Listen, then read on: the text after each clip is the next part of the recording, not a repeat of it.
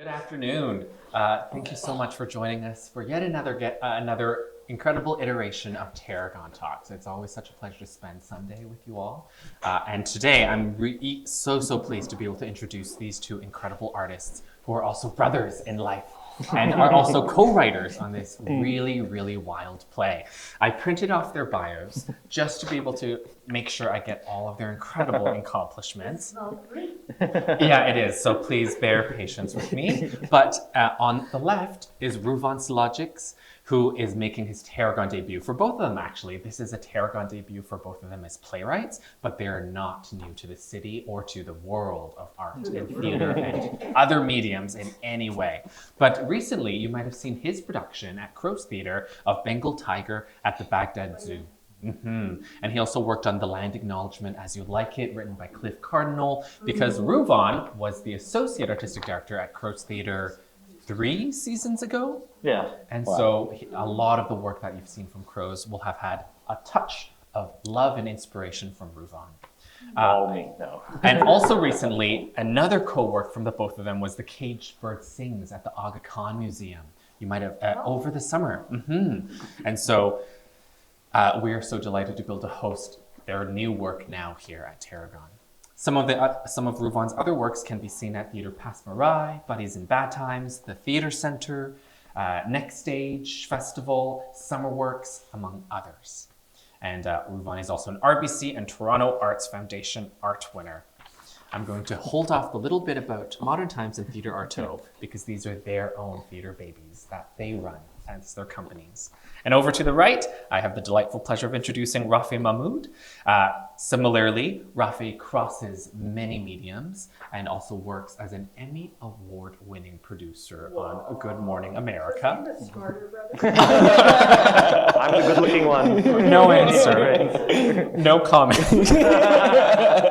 But some of the TV shows and screen work that you might have seen Rafeh's inspirations and creativity upon include The Queen's Gambit, Marvelous Mrs. Maisel, Black Community Mixtapes, the one that won all the Canadian Screen Awards, Bad Behind Bars with Lifetime, and also his own films in defense of civil society. It's such a huge pleasure to be able to talk to you both today about Craze. To start us off, I just wanted to start on a really simple question of what brought you to writing this play together? Craze. Should I start? You want to start? No, go ahead, please. Well, we started writing this right around when COVID hit, and the world was kind of going insane. And there's a lot of talks about the insanity outside, and we sort of just wanted to portray just the craziness that's going on in the world, like the things we do at home and the things that we try to do to better ourselves, but then the world outside of us is doing so many other things, and there's like a stark divide between us and the world.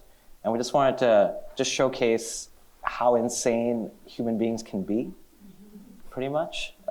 It's trying to be a comedy, so we definitely want to laugh at ourselves at how stupid and ridiculous we are, with all our habits and our livelihoods. So that's sort of why we started writing this. I'll just add to that and say, in COVID we felt really isolated. We were just away from each other, and we really wanted to. It was kind of wish fulfillment. Let's throw these people in a room. They can all flirt with each other, kiss each other, have sex. We can kind of have some fun around that as we kind of reckon with some of the questions in our society. We love living room comedies. So that was kind of the onset. And then the play will, as you'll see, will take different terms, different forms. But we love the imaginative nature of theater and art. Theater can be anything. In the 1600s, Italians were doing theater on the roads. There's history of amphitheaters. There's theater in subways, theater in prosceniums, and working with Jeff and Mike, bringing out the imaginative parts of theater, how it can be funny but also biting at the same time. So it's been a lot of fun. I really hope you all enjoy it. Both of you work on projects that you have created from other mediums. What brought you together to write this together? What was the call to co-writing a piece together? We're more like Cain and Abel, in terms of brothers, less like the Coen brothers, It's kind of. No, we write most things together. We've been brothers for many years. And we've sort of fought with each other for many years, of course. And we think it's a lot easier, because we have that relationship and understanding that we can just float ideas without like personal feelings involved. We can always talk about, we want to make good art. We don't care about, someone's feelings are hurt, quote unquote, between us. So it's much easier just to sit and reckon with yourself in this way. It's almost like screaming into a mirror sometimes, but also finding some really fun nuances about like what we're trying to say and how we grew up and the world around us and what that means. And I think it's fun to have someone to play off rather than screaming at yourself in the mirror. Yeah, it has to be a collaborative medium. When you work with a dramaturg and a director and a cast and designers and technicians, there's just so much collaboration going around.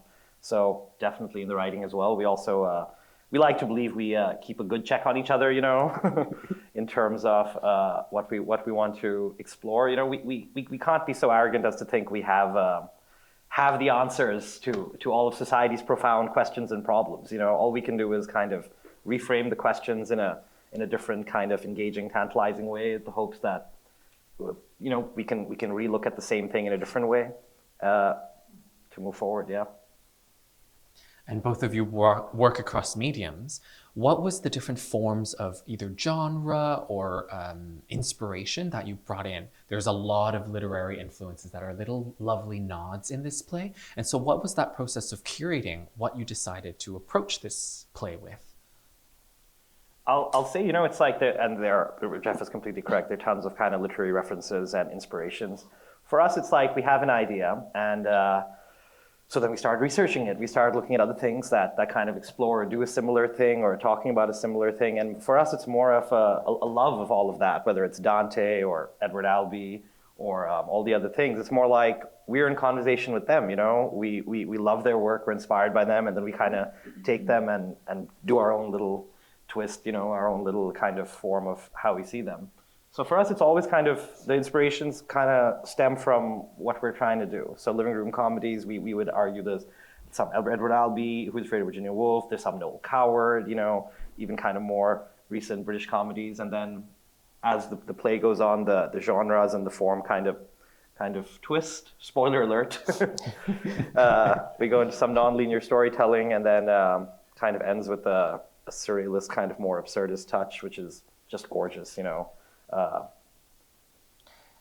Yeah, I think for us it always comes down to like storytelling, which is why we love being writers and in different mediums. We play classical piano and we make movies now also and do theater, and it's always about trying to tell the story, and after we land on that, then it sort of becomes like, wow, the story we're telling is of course not new, like having the new idea that no one's ever said is kind of difficult, right? So you sort of start taking from your favorite artists and favorite philosophers and storytellers to try to see like, okay, like how do these things affect us today, And so we're just trying to, as Rouvan said earlier, reframe the conversation, rechange how things are said, what they mean today. We love theater, and the great thing about theater is you don't really need much, although this has a lot going and it's great. But yeah, it's about storytelling and how you engage with an audience and connect with an audience. Of course, no one has the right answers, or if we do, we're doing really badly at answering them. But yeah. I will say, in the hopes not to ramble on, but this is actually something quite unique with Tarragon because of the way Tarragon is, the focus on kind of new play development. It really kind of opens doors in a different kind of way from all the other places that Jeff read out that we've worked, They tend to be, and we love everyone, so don't get me wrong, it's just those tend to be more kind of focused on a product at the end. Not that over here it's not, but because there's so much more delving into the creation of it, it's just kind of better, We spend more time, we get to see it from more angles, a lot more previews, where things are still being tweaked as it's developmental and the actors are all relaxing. And it's just kind of wonderful to have a beautiful theater like this in the heart of Toronto. We're both immigrants, so we love Canada, We chose Canada, here we are. Thank you, Canada. Speaking about sort of the relationship with Tarragon, equally, we've been so blessed to be able to work with you both, but also the companies that you run, Theatre Artaud and Modern Times. I wanted to make sure that we get a little time for you both to share and then talk a little bit about the partnership that involved making this piece. Would you mind introducing and sharing a little bit about your mandate and with especially in modern times, as you're only the second artistic director ever of that company, what you're bringing into with the vision of that company now. Modern Times was started in 1989 by a theater director called Sohail Parsa, who's also directing in the season. He kind of started the company, ran it for 30 years, sort of slowly built it up, the fundings and the vision. And for him, like, humanism was really important. And as immigrants who've kind of had to live around the world, we've had to live in America, Pakistan, kind of now Canada, and it's like we honestly, I see the similarities in us all, like, way more than the differences, and our discourse and the world kind of shows us all the ways which we're different. But I find that we're more similar than not, and complicated identity structures, like, I love wings and I love pizza and I love beer, and I love all kinds of things. And I feel like just because anyone is a certain way doesn't necessarily mean anything about them. And same goes for the art. Like, anything can mean anything. So that was really important to Sahil. And when I was graciously took the company over 3 years ago, it was important for us to continue that, to keep melding different forms of art from across the world to come and tell relevant stories to us here today. If you watch something, it has to in some way speak to you, despite all the literary references and despite all the beautiful fun and art. So for Modern Times, it's always important to do imaginative work that speaks to us all, includes us all into a kind of more human conversation about what it means to love, let's say, in this play, or what it means to decide who you are. Theater Arto started about 10 years ago, where we were an entirely surrealist theater company run completely by immigrants, mainly because when you move I'm still young, but when you move later in your life, there are a lot of like things that are much harder to get into. They're always looking for young artists and stuff like that. So we're sort of sitting around being like, it's very hard to get in these programs where nobody knows us, so we're just going to start it ourselves, And we were like, well, what is the hardest thing for people to get jobs? It's mostly immigrants that either don't speak the language or don't assimilate here well enough and stuff like that. So we were just like, okay, we will run an entire artistic company run by immigrants for these kind of people who are coming here. And we've done 13 shows across the last 10 years. We made 2 movies that have gone into Canadian Screen Awards and stuff like that. Now we're working with Tarragon. We did the show at Khan Museum also. So yeah, it's just about same thing. It's about imaginative work, new work that we're just trying to bring to the audience to show that really it's not our differences, but our sameness. We love pizza, we love beer. Those and are kebabs and parathas. Kebabs and parathas, which are universal. Yeah. Thank you. Part of the themes of these plays, this one's a really hard one because I also worked quite deeply in it as the dramaturg this time around. So I'm doing my very best not to spoil any plot points, but there are so many themes in this to unpack. And so I wanted to touch upon a few of them because they do eerily speak so presently today after certain global events have occurred over the past weeks as we've been rehearsing the play. The theme of inheritance, the theme of what do we inherit? How do we make it a better world for our future? How do we be better ancestors? How did you come to write this story with all the intergenerational layers and provocations that you offer in this work? It's oddly personal. I don't mean to. It's a funny thing. So we say we are half Pakistani, half Tanzanian. But the truth is that our grandmother from our mother's side is actually Turkmen from Turkmenistan. And in fact, all of our grandparents kind of immigrated to Pakistan in the 50s and then 60s. But we're brown, we're in the check boxes, we take Pakistani, but it's a funny thing about having identities thrust upon you, whereas we're such millennials, we want to be able to forge that for ourselves, and I have to believe that for absolutely anybody, regardless of their age, gender, race, that they have the opportunity to make themselves. And that can be quite complicated in the world, depending on where you are, what you're trying to do. So it's fighting for that freedom, I guess, in some kind of way. Always, and we see the idiosyncrasies of it throughout, just in day-to-day life, we'll meet a brown person and they'll be what we'll joke as very brown, and we'll meet a brown person who will not be brown at all, but they're brown. What does any of this even mean? Why am I even thinking about this, And then we kind of get into the the craze, let's say, of that, what that means. And for us, like, if I'm, let's say, demanding that or asking that of other people to put onto me, then I have to give that to everybody else as well. It has to be an equal invitation back and forth to see each other and to accept what we feel and think. Yeah, no, I think, personally, I think the world is very crazy. And while writing it, we were like, man, okay, so what makes the world crazy? Well, I live in the world. Damn, I must make the world crazy, right? I must be part of the problem. And so I was thinking, well, okay, so what are my problems? And it's like, okay, what affects my family and what affects all of us? And it's versions of inheritance and race and moving across the world. And I'm like, man, all these things aren't like huge things, like we'll still all go out for a drink afterwards and we'll all have burgers and stuff like that. So why is there so much insanity when we just want to talk to each other?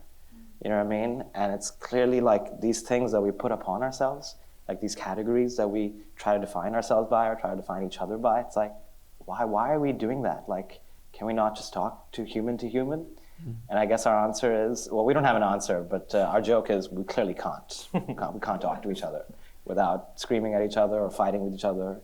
And that's sort of where it came from, this idea that we can't get along, so let's watch the most insane version of us not getting along. Mm-hmm. And let's laugh at it. Absolutely. There is so much around humanity and the discussions of love and discussions of family and DNA, what makes us human. And at the same time, the play introduces very ambitiously these ideas of technology or these sort of sci-fi propositions of AI and its nature and relationship with humanity. I want to ask about your relationship to AI and how that influenced the writing on this play. Oh man. Well, technology is a scary thing, right? For everyone and all of us. And when industrialization happened, like everyone lost jobs, and now there's progress and stuff. So you can't stop progress and human evolution, right? But we all do get fucked, quote unquote, as the evolution happens. And today we're all like, it's scary to even consider ourselves cyborgs and stuff like that. But like, we have a cell phone, like that's basically connected to our hand all the time. So we are already hitting technology in a way that, whether we like it or not, it's become a part of us, right? And artists are losing jobs now too because of it. Eventually, I'm sure doctors and lawyers will also start losing jobs, And the question is how do we interact with the things that we make? And do they control us or do we control them? And what is that relationship? And since we are the creators of these things, like maybe we should have more autonomy over what it is. Which doesn't seem like we do. I love AI. It helps to co-write, because we disagree, and then we're like, good, we're going to put it both in, like what you say and what I say. Do all the AI have to be screenwriters? Can't some of them like clean the oceans, is our joke. But our aunt had an operation a couple weeks ago, and we were informed that the surgeon actually, most of it was kind of done robotically. Like the surgeon was still there. And I was like, well, that makes sense. A surgeon could slip or, make a mistake as they're cutting, but a robot is not going to do that, I guess. You just press a button and it'll cut in the strain line, 7 centimeters, whatever it is. So I think doctors should be really worried. And lawyers too, what do I need a lawyer for? And AI can just tell me what my problem is, and eventually we, not to pick on lawyers or doctors, but it'll so the play contends with all of this, like our disagreements around this, like how we feel and the questions around all of this. We don't have any good answers about it other than our own musings insofar as, I guess it'll be its own thing. There's this BBC think piece, this kind of philosophy, which is just kind of metaphysical philosophy, yes, which is just talking about, okay, let's just say that AI does become its own autonomous conscious thing, okay, elsewhere in the universe. And this is the reason, this is just a thought experiment, perhaps why we don't see any aliens anywhere, because in the blip of humanity, as long as we've been for billions of years or 3,000 years, human beings, would just be organic life would be a blip, essentially, if, in fact, AI does become the conscious thing. And then why would AI, let's imagine some alien AI civilization, why would they want to contact other life? In fact, they wouldn't need a star at all. Their circuits are heating up the more they're doing machinery. So they would actually move to cold planets and hide there, which is nowhere where we're looking for life. Anyway, it was just a really interesting kind of thought piece that just gets us thinking about where everything could go.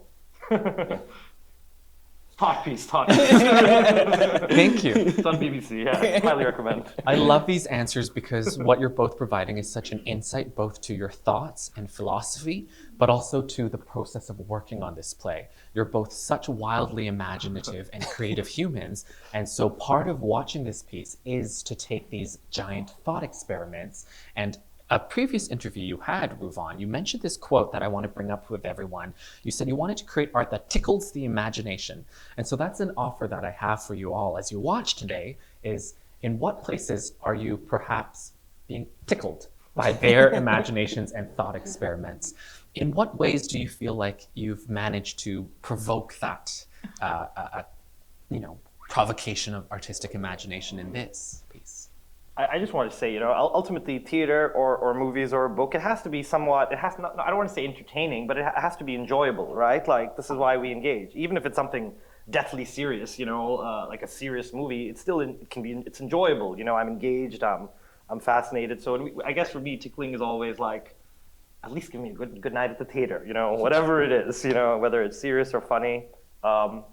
And definitely as artists, we love to I love seeing things that I've never seen before, whatever that means. That could be a conversation or it could be a form of art. So we're always trying to tickle that, like give you your how do I say you gave me a good reason to come. I'm glad I watched it. At least I got a thing. Something new. Yeah, I think we're just trying to tickle at human beings. Really. I would say we're trying to tickle at, sorry for saying this, but how stupid we are. You know what I mean? Like, we can't chill out. We always need something. And then when we get that thing, we need something else. And it's like we're always chasing the next thing with no happiness around it. And like, where do we stop? And I think we're just tickling at the idea that like, oh, we'll never stop. We'll just keep being these versions of ourselves forever. Till death do us part, I guess, is sort of our joke. Yeah, because life is funny, and then you die. We like Kafka, dark humor, Mark McDonough. This is kind of, the vibe.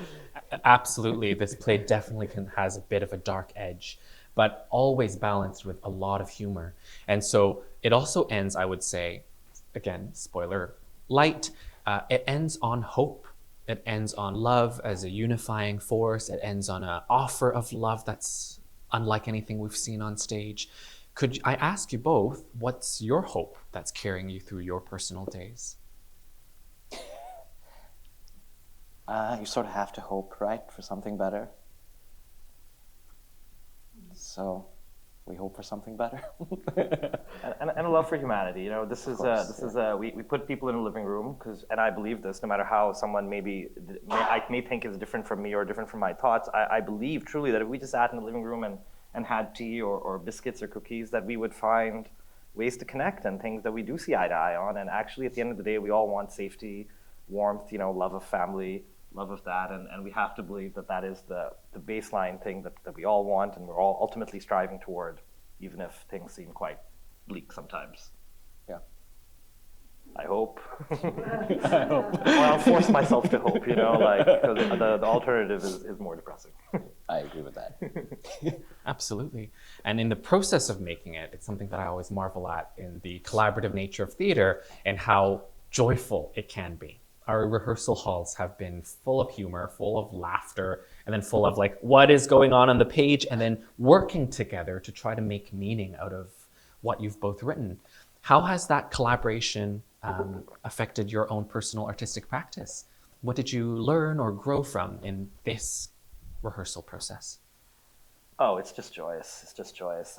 Like Jeff is fantastic. He himself is an award-winning writer and actor, and Mike is fantastic. And the team, like I think you're really going to love Lisa Ryder, Ali Kazmi, Gusto Bitter, Kweku, and Luisa. They're just fantastic actors, and they're smart people, and they accept the kind of the offer, and jump in it with glee, I like don't want to I don't want to like direct my own work anymore almost. I keep saying this because it's just been so joyous. It's such a flattering and in the spirit of collaboration, I guess. My thoughts at some point only get me so far, and with Rafeh get us so far. And then bringing other people in, and they come with their own ideas and their own thing, and it just keeps going. And it's kind of a joyous artistic thing, It has definitely been joyous. Theater in itself is a collaboration, and yes, Jeff has been so phenomenal, and so has Mike. And even the designers, Ting and Maddie and Arun. It's really funny because I'm sure you'll find out, we're talking about these like very heavy points, but in the rehearsal room, we're all arguing about them, right? And it's like, oh, does this make sense? Does this make sense? And then it seems like we start getting crazy ourselves, like we're arguing and things get heated, but it's all just for making the art or the point and the idea better. And it's just been so much fun to go through that, to have these very serious questions and thoughts very honestly just laid out, without feelings or intentions, just to talk about the world. So it's been really great, and I thank Tarragon and Jeff and Mike for facilitating that open environment. Yeah. It's been an absolute pleasure. One quote that I wanted to offer that I've been just holding on to since reading this play almost a year and a half to 2 years ago is how the title Craze emulates one of my favorite plays, Crave by Sarah Kane, which is quoted in this piece. It's a literary nod amongst a few of Sarah Kane's works. But Sarah Kane was known to be very, very bleak in her worldview and in her artistic offerings. But something that, in hindsight, over the years, people have considered is that Sarah Kane loved the world so much to show the entire truth of being human on this earth. And that's something that, in the experience of this, I also have felt reflected in that thought of you're both reflecting a light and shining truths on humanity, on possible futures, on how we desire to be better, by being unabashedly, unapologetically reflective of all of our flaws and capacity for darkness and lightness at the same time. And so that's something that I wanted to offer as an image before you see it today in just a short amount of time. Is there a final image or thought or question that you'd love to leave our audiences with?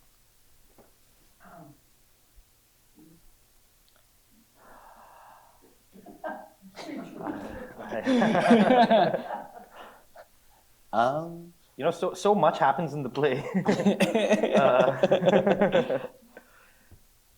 I just want to echo the same thing. We do love humanity, and there are a lot of jokes on everybody's expense.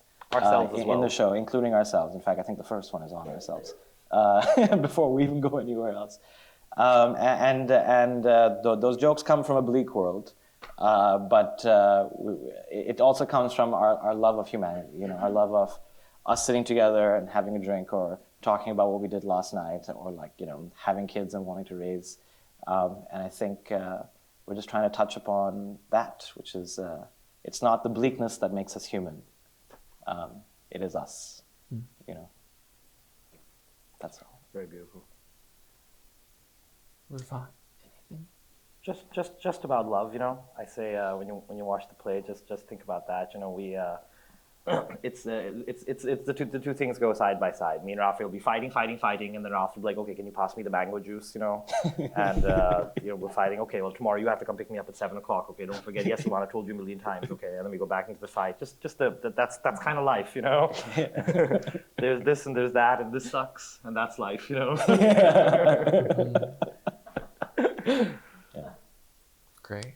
Well, I thank you all for being here. Yeah, thank you so much. Well, we're going to open it up now. Oh, okay. Yeah. But yes, thank you so much for being here. But I wanted to make sure that now we have a little time to field any questions you might have. Yes. Thank you. Yes. Your list of warnings, I think, is the longest I've ever seen in a play. And I want to know if that's your dark humor coming out of the audience warnings. Couple months ago, Heather Tarragon, who's absolutely wonderful, kind of compiled the warning list and sent it over to us, and we were like, "Wait a minute, what? Really?" And they were like, "Is there?" They're like, "Oh yeah, I guess there's that." I'm like, "Wait a minute, what about this?" We're like, "Oh yeah." And It's pretty funny to look at that list. This is an excellent question. You know, some of it is played with more seriously. Some of it is kind of joked around. You know, we never kind of joke like we never go there. But we love circling around it all, so to speak, is what I would say. But maybe when you watch it, you'll disagree. I don't know. Please tell us if you do. Yeah, I'm really curious. No, I think it's just part of the craziness, you know, that we have to do. None of these things are new. I know there's a huge list. In fact, I would argue most Hollywood movies we watch, they don't even put the things, you know. Avengers movies are literally about what? Like going across the world and doing all this stuff. But that's a PG-13 movie for whatever reason, you know. Batman, I don't know how, is not an R-rated movie. So yeah, I think it's just a warning.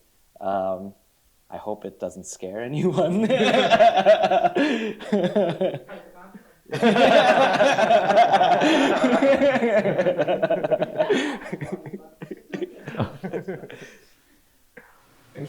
can add on to the hi. Yes. I'm Mike, the director. Hi. The other thing, you know, just I'll stand up. The other thing, just in consideration, is the scope of audiences that we support, right? And so, where one might have more a familiarization for some of the themes, we can't assume that everyone will be able to respond in a sort of homogeneous way. And so really over the sector, the theater industry as a whole has been really responsive just to make sure that there's a level of transparency, not to scare, but to open up, the possibilities of what you might expect without going into spoilers or anything like that. What we're here at Tarragon, sometimes we sort of have that balance of, you don't have to look at them. You don't have to look at the warnings. You don't have to look at the advisories, but they're there if you need to.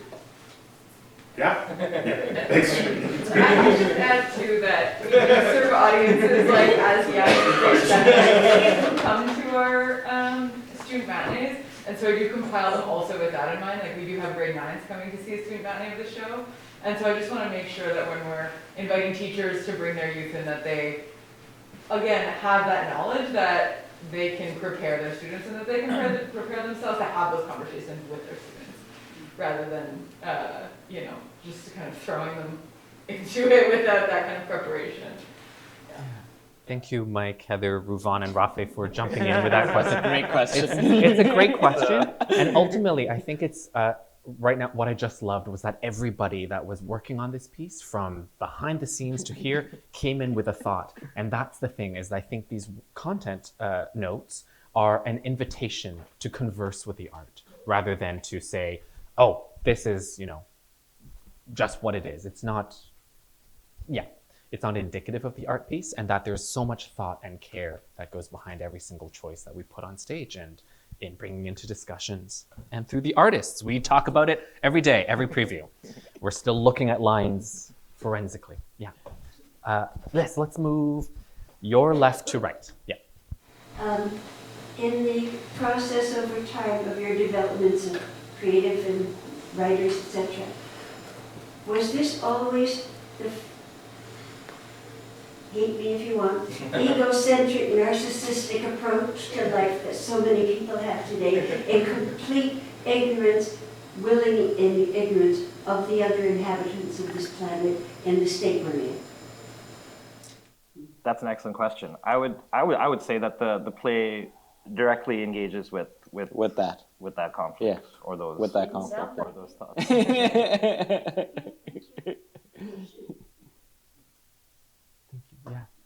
I want you to know, as co-writers, if you disagree about something, how do you deal with it? Usually drinks. This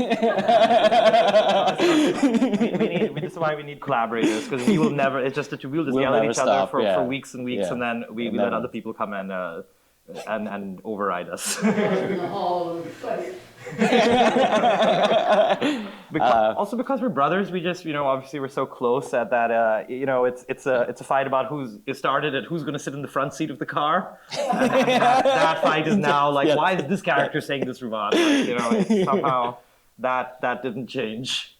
Yeah. We could fight. We could argue about this till the end of time, and I think we do. And I think in some, it's sort of like a checks and balance. Like, you know, it's like, I have this idea. It's like, okay, well, that's an idea. It's not a story yet. You know, so there's a lot of just like, tell me what it is, or else it's not good, you know, and that's not a personal thing. It's like, if you're, you know, like, yeah. So there's a lot of that.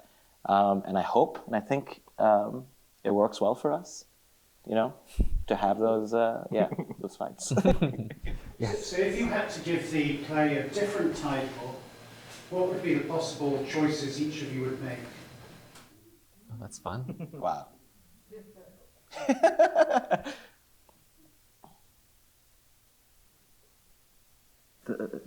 What's that Milan Kundera's book? You know, the way of being, the unbearable lightness. Unbearable lightness of being. I would do some kind of pun on unbearable lightness of being.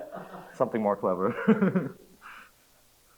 I guess I would call it, if I had to make it more inviting, I would probably call it Life is a Dream, or something like that.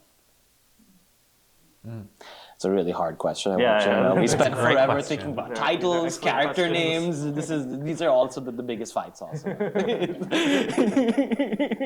Thank you. Yes. Hi, I'm trying to imagine what it would be like sitting around your family dinner when you were growing up. I'm curious how storytelling emerged through both of you uniquely, and was there family influence? Was there a cultural influence? When did the spark that you're both going to be, you know, so creative in this form emerge? Yeah, we've had the good fortune of having really supportive parents who sort of have thrown us into the arts from the beginning. Like our house growing up was basically a library. We like read all the classics as kids, and we played classical piano. As kids, we hated it. Now as adults, we're so happy they pushed us to do those things. Same things, you know, like we wanted to do theater. There's no theater in Pakistan. We were one of the first few kids that started doing theater in Pakistan. So we got really lucky with just them being like, you know, go do the crazy thing that you want to go do. And they've been very supportive the whole time. So we're very appreciative of that. And we argue about stories all the time with them as well. my dad said to us, he's like, don't consider yourself educated until you read Crime and Punishment by Dostoevsky. So we read it when I was like 13. I was like, well, I guess I'm educated now, Dad. He's like, shit, you know, thinks he's smart. But something that did at a young age really inspire me was just like kind of reading some like Rumi, you know, Jalaluddin Rumi, medieval kind of Persian poet, very magical realist, very fantastical. And then completely like across the world, you know, not together in Latin America or in Europe, you know, when surrealism was kind of emerging, or magical realism, and just being like, wow, these people kind of came up with very similar forms, like all across the world without like taking from each other. And I was kind of blown away by the kind of, and I kind of see that throughout, just like how similar stories can be, even though they're from such different kind of inceptions across the world, you know. Good question. Yeah. Thank you. Any other questions? Yes. Thank Well, you. you wrote the play before Trump, you know, when you were actor. Did that change any of your perspective? I'm looking back. I know that's a tricky question, but looking at the events that have changed, would you change your play in any way, or would you feel the message is still the same? It's a great question. We have a really dark joke that is, war is always in fashion. So I think we did have a conversation about it when he became president-elect, and we were like, damn, this is going to take a very weird turn to our story that's already so weird. But I would argue it's still the same. Yeah. We joked, we were like, well, Donald Trump is president, this should help ticket sales. But, you know, maybe not. This is the heavy question, you know. No, because we also think that like it's bigger than the symptom, you know, like the problem is bigger than the symptom. So it's not, regardless of your political views, which obviously I'm anyway. I think that there's a bigger problem than just someone like Donald Trump becoming president. And I think until those problems are addressed, we'll have even worse versions of those people all across the world. Yeah. I agree with that. Symptom, not the smoke, Yeah, not the smoke, fire, not the yeah, smoke. correct. Yeah. Try to focus on. Yeah. Thank you. Great. What are you working on next? Few things. Yeah. Working on a Which version one's of going to catch fire a next? version of Faustus, like Thomas Mann, Goethe, and Marlowe, and a kind of a new, new version. We've been working on a version of 1001 Arabian Nights, also kind of set today. We have a version of Ubu Roy, which itself is a parody of Richard III. Actually, I was wrong about this, or some version of that. And he basically it's a comedic show about he kills 18 people until he's king. Everyone next in line, and we're kind of setting it in a corporation where he kills people until he's finally CEO. So a few things. Hopefully they'll hit the stages sometime soon. Also, And together? we work on all of them together. There are also a couple movies and TV shows that we are actually not allowed to talk about, but hopefully, We're trying. but if it goes somewhere, you will know about it. But yeah. Yes. You said before that there wasn't much theater in Pakistan, and I was just curious to know, how was the reception of theater when you started in Pakistan, as well as what stories do you think need to be told there? Told there. Oh man, so many different stories. So the reception that we had was great. I mean, people love a night out, and I feel like, especially when I was growing up there, we were growing up there, there wasn't a lot of entertainment. Like, it was so slowly dying. And entertainment's always fun. People are always looking for something to do. Stories that should be told there, man, this could be a whole 3-day conversation about the things and changes. But similarly, I think a show like this would probably do really well there too. Or do really well there, would be received there. I don't know how it would do. When we were kids, we would do murder mysteries, Agatha Christie type stuff. We were 15 and 16, but I still love that, by the way. But it's more about just in Pakistan especially, there is stuff, but it's bringing people together, because the audience, especially in theater, less so in film, is a key part of it. You do come together to watch a thing, and you laugh or you gasp at the same time, and you can feel the energy of the people around you, and that day the actors, what they brought, and so just the magic of theater. Hopefully, even if the AI comes, theater will still have to stay, because people coming together to experience the thing is still theater, in my opinion. It is the camaraderie. I think Pakistan needs that the most. It needs people to come together, which I would argue is probably everywhere. Like most of the world in Pakistan, the Punjabis and the Sindhis hate each other, and then the Balochis hate each other, and it's all these, everywhere, I guess, other reasons to fight with each other. Yeah. Amongst all, there are 14 stands. Are you finding, with your family history and cultural history, a common thread that knits you together in some form? I think it's a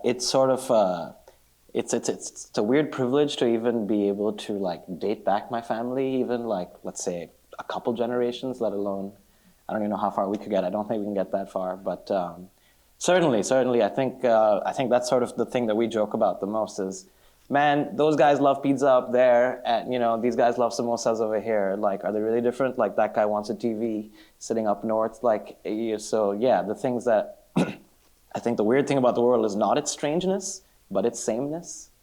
And I think that's sort of the feeling.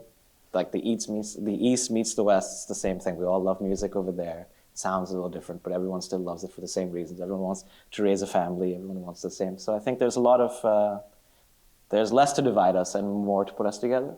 But I feel like the more we categorize ourselves in this way, the more we just end up dividing each other. If that makes any sense.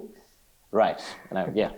We've had to move around a lot, and it's you grow up in a society in Pakistan, let's say in Karachi, and it's there's just certain social norms, that's how people are or whatever it is, and then you move to America and it's totally different, or not totally different, but it's just everyone reveres their own social normative a lot, and because we've had to live through a few, we're these social normatives are all transient, Yeah. And underneath it all, that same capacity for love and safety and warmth, kind of friendship, I guess. And humanism, yeah.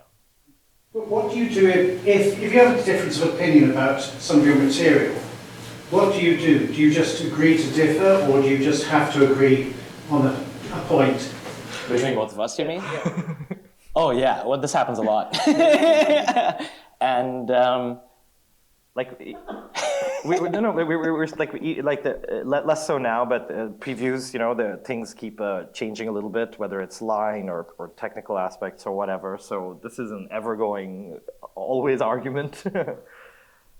I guess the team, yeah. no, as it's also work collaboration. So we go off and we write and we argue about lines all the time. And at some point I'll be like, okay, we have to present it. So we'll some version of flip a coin or agree that, okay, you get this line here and I'll get this line here. And then we have to open it up to everybody. Like Jeff has to read it, Mike's going to read it. Come and they're like, wait a minute, 6 collaborators are going to read it, five actors are going to read it. And then everyone's down our throat. And it's like, well, now it's not even our fight anymore. Yeah. Now it's like, now we have to be like, no, this is right. So at some point you have to let that ego go and give levity to your collaborators, because theater is not made by one person, it's made by a village. And do you find you ever get tired of some of the material? Or, I mean, there's a difference between people seeing it and hearing it for the first time, and you start getting so familiar with it.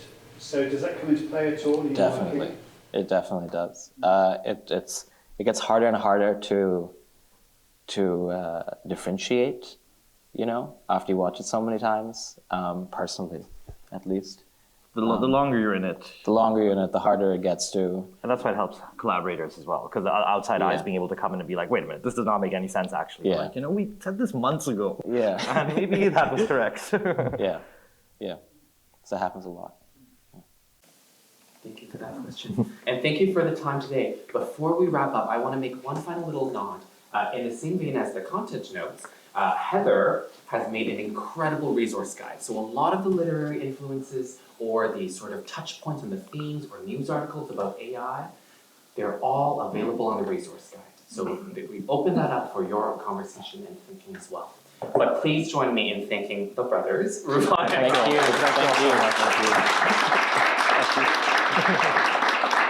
Very fun.